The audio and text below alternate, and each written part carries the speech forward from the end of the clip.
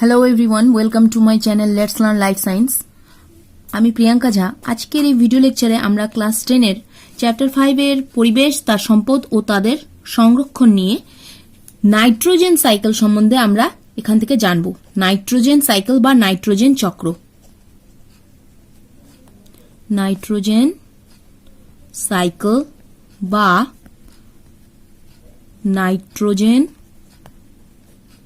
চক্র। ভিডিওটি তোমরা পুরোটা কমপ্লিটলি ওয়াচ করবে, তোমরা নাইট্রোজেন সাইকেল সম্বন্ধে আশা করি বুঝতে পেরে যাবে। তাহলে নাইট্রোজেন সাইকেল বা নাইট্রোজেন চক্র কাকে বলে? প্রথমে আমরা জেনে নেব নাইট্রোজেন চক্রটা আসলে কি। নাইট্রোজেন চক্র হলো যখন বায়ুমণ্ডলের নাইট্রোজেন,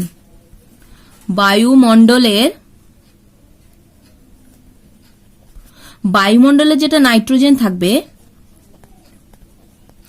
সেই নাইট্রোজেনটা যখন প্রাকৃতিক বা কোনো জীবাণু কর্তৃক, বায়ুমণ্ডলের নাইট্রোজেন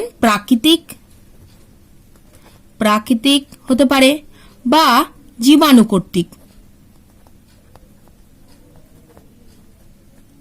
প্রাকৃতিক হতে পারে বা জীবাণু কর্তৃক হতে পারে, এর দ্বারা এই বায়ুমণ্ডলের নাইট্রোজেনটা যখন মাটিতে মিশে যাবে, কি হবে?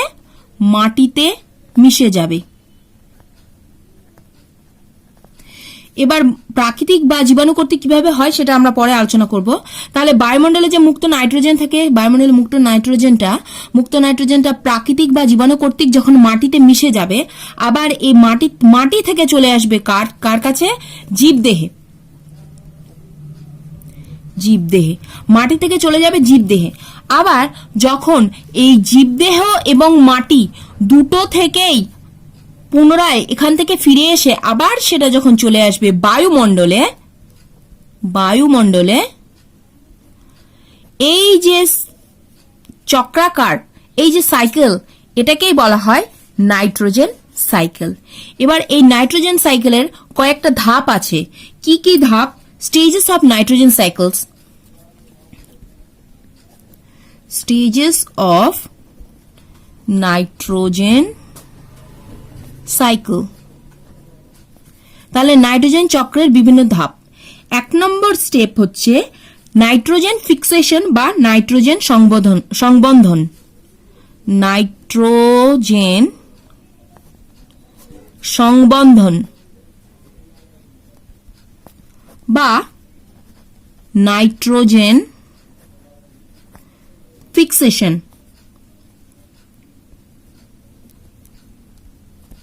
1 নাম্বার। এর আবার বিভিন্ন স্টেপ আছে, সেগুলো আমরা জানবো।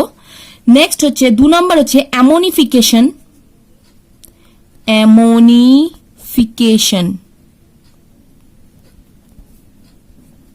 অ্যামোনিফিকেশন বা অ্যামোনিফিকেশনকে অ্যামোনিফিকেশনই বলবো বাংলাতেও। আর 3 নাম্বার, থার্ড হচ্ছে নাইট্রিফিকেশন।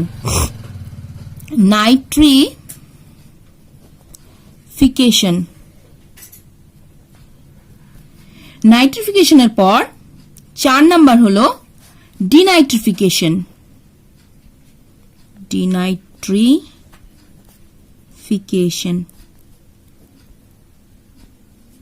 ডিনাইট্রিফিকেশন বা নাইট্রোজেন মোচন।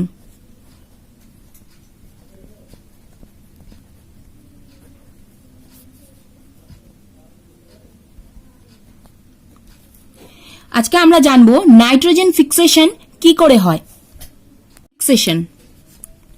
নাইট্রোজেন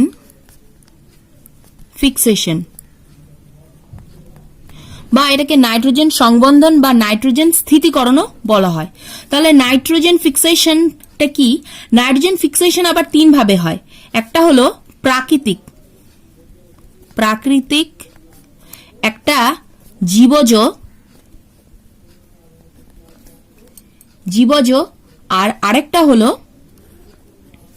শিল্পজাত।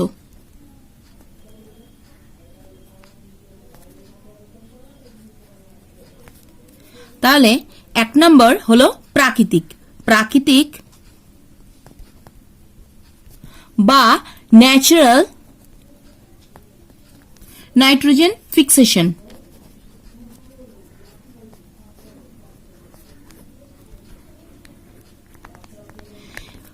ন্যাচারাল নাইট্রোজেন ফিক্সেশন কি করে হয়? যখন বায়ুমণ্ডলে যখন বজ্রপাত হয়, বজ্রপাত থেকে কি হয়? বিদ্যুৎ স্ফুরণ হয়, যেটাকে আমরা বলি বিদ্যুৎ চমকানো। সেই বিদ্যুৎ স্ফুরণ সেখান থেকে তখন কি হয়? নাইট্রোজেন, যেটা প্রাকৃতিক নাইট্রোজেন আছে, প্রাকৃতিক নাইট্রোজেন তখন কি হয়? অক্সিজেনের সঙ্গে, বায়ুমণ্ডলের অক্সিজেনের সঙ্গে বিক্রিয়া করে। বজ্রপাতের সময় যে বিদ্যুৎ স্ফুরণ হয় তখন প্রাকৃতিক নাইট্রোজেন, বায়ুমণ্ডলে থাকা নাইট্রোজেন, সেটা কি হয়? অক্সিজেনের সঙ্গে, বায়ুমণ্ডলের অক্সিজেনের সঙ্গে বিক্রিয়া করবে, বিক্রিয়া করে তৈরি করে নাইট্রিক অক্সাইড। ব্যালেন্স করলে 2NO। নাইট্রিক অক্সাইড কি তৈরি করলো? Nitric oxide. এবার এই যে নাইট্রিক অক্সাইড আছে, এই নাইট্রিক অক্সাইডটা অক্সিজেনের সঙ্গে পুনরায় বিক্রিয়া করবে, বিক্রিয়া করে কি করবে? Nitrogen dioxide, NO2, nitrogen dioxide তৈরি করলো। তাহলে 2NO2 nitrogen dioxide, nitrogen dioxide, nitrogen dioxide তৈরি করলো। এবার এই যে নাইট্রোজেন ডাইঅক্সাইড আছে, এই নাইট্রোজেন ডাইঅক্সাইডটা পুনরায় নাইট্রোজেন ডাইঅক্সাইড কার সঙ্গে বিক্রিয়া করবে?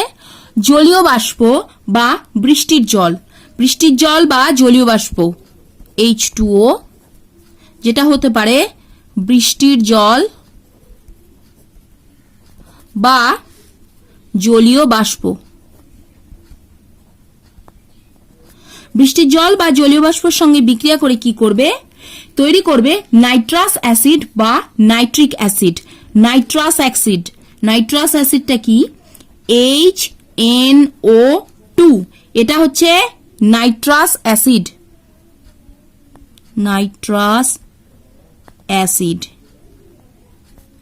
বা আর কি তৈরি করবে? নাইট্রাস অ্যাসিড তৈরি করবে, আর তৈরি করবে HNO3, মানে নাইট্রিক অ্যাসিড। এটা হচ্ছে নাইট্রিক অ্যাসিড। তাহলে প্রাকৃতিকভাবে কি করে হয় নাইট্রোজেন সংবন্ধন?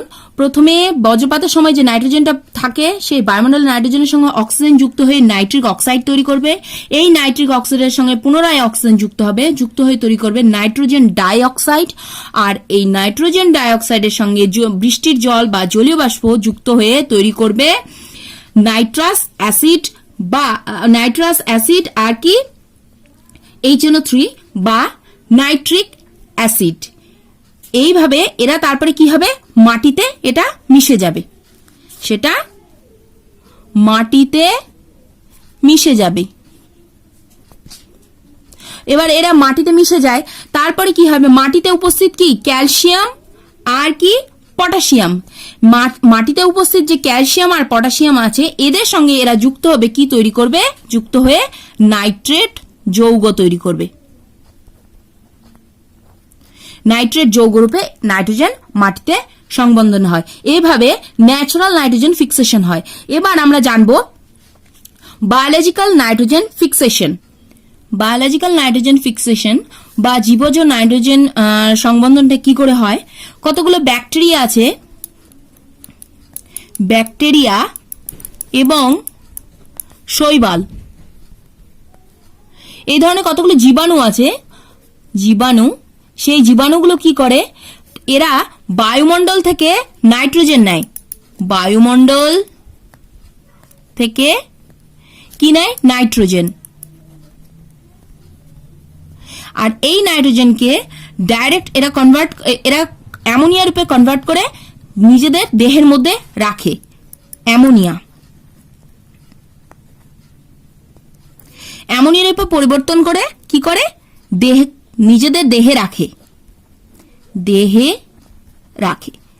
এবার তারা যখন মরে যায়, তখন মাটিতে যখন মিশে যায় সেই নাইট্রোজেনগুলো, তখন মাটিতে স্থিতিকরণ সম্ভব হয়। এবার এই যে বায়োলজিক্যাল নাইট্রোজেন ফিক্সেশন, এটা আবার দু ধরনের হয়। একটা হচ্ছে স্বাধীনজীবী জীবের দ্বারা, স্বাধীনজীবী স্বাধীনজীবী জীবের দ্বারা। স্বাধীনজীবী জীবের দ্বারা বলতে কাদের? যেমন ক্লস্ট্রিডিয়াম, ক্লস্ট্রিডিয়াম, ক্লস্ট্রিডিয়াম, তারপরে অ্যাজিটোব্যাক্টর, অ্যাজিটোব্যাক্টর, ক্লস্ট্রিডিয়াম, অ্যাজিটোব্যাক্টর, তারপরে তোমার নস্টক, নস্টক শৈবাল, নস্টক, অ্যানাবিনা। এরা কি করে? এইসব কিছু ব্যাকটেরিয়া আর শৈবাল তারা বায়ুমণ্ডল থেকে নাইট্রোজেনটা নেয়, বায়ুমণ্ডল থেকে নাইট্রোজেনটা নিয়ে তারা অ্যামোনিয়া রূপে পরিণত করে সেটা দেহের মধ্যে রাখে। আর যখন এই জীবরা যখন মারা যায়, এই জীবাণুগুলো যখন মারা যায়, তখন দেহটা যখন মাটিতে বিশ্লিষ্ট হয়, তখন নাইট্রোজেনগুলো মাটিতে মিশে যায় এবং নাইট্রোজেনগুলো মাটিতে স্থিতিকরণ সম্ভব হয়। এরপর এছাড়া হয় মিথজীবী। মিথজীবী জীবের দ্বারা নাইট্রোজেন সংবন্ধন হয়। মিথজীবী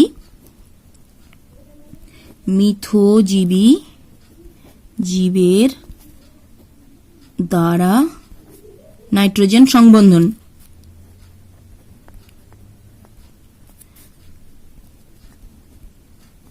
মিথজীবী জীবের দ্বারা নাইট্রোজেন সংবন্ধনটা কি করে হয়?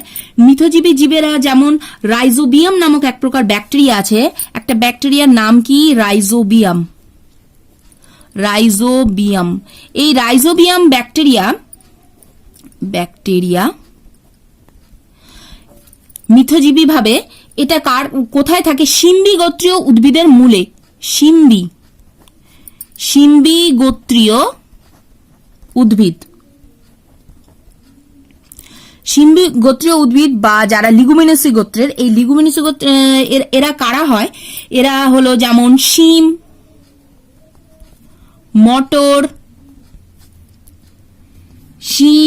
মটর, তারপরে ছোলা। এই সব উদ্ভিদের কি হয়? এই সব উদ্ভিদগুলো আছে, এই উদ্ভিদের যে মূলগুলো থাকে, এদের মূলের মধ্যে নোডিউলস থাকে। এই যে নোডিউলস গুটির মতো থাকে, এদের মূলে যে নোডিউলস গুলো থাকে, গুটির মতো থাকে, অংশ থাকে, এই গুটির মতো অংশগুলো এখানে এর মধ্যে এই রাইজোবিয়াম ব্যাকটেরিয়া এর মধ্যে আশ্রয় নেয়। আর এই যে উদ্ভিদটা আছে, এই উদ্ভিদের কিন্তু একটা হিমোগ্লোবিন দেখা যায়, সেটা বলি। এই শিম্বি গোত্রীয় উদ্ভিদের মূলে উদ্ভিদের একটা হিমোগ্লোবিন পাওয়া যায়, যেটাকে বলা হয় লেগ হিমোগ্লোবিন। Leg haemoglobin.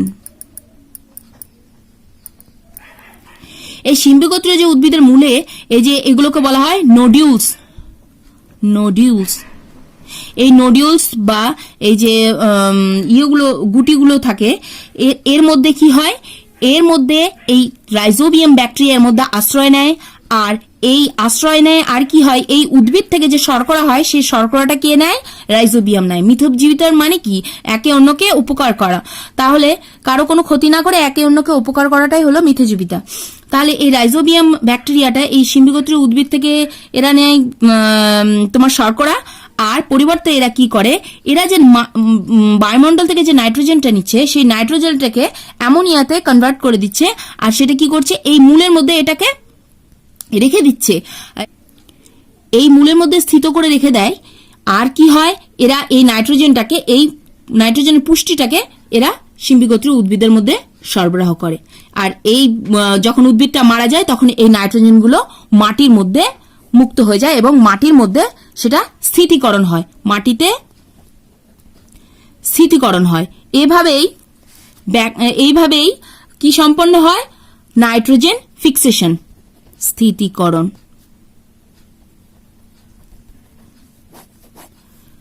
তাহলে এইভাবে নাইট্রোজেন ফিক্সেশন সম্বন্ধ হয়। নেক্সট আমরা শিখব পরবর্তী ভিডিওতে অ্যামোনিফিকেশন, নাইট্রিফিকেশন এবং ডিনাইট্রিফিকেশন কি। তো আমার ভিডিওটি তোমাদের ভালো লাগলে অবশ্যই সাবস্ক্রাইব করবে চ্যানেলটিকে, আর লাইক শেয়ার করবে। আর ভিডিওগুলো কেমন লাগছে, কতটা বুঝতে পারছো, তার জন্য কমেন্ট করে কমেন্ট বক্সে অবশ্যই জানাবে। Thank you for watching.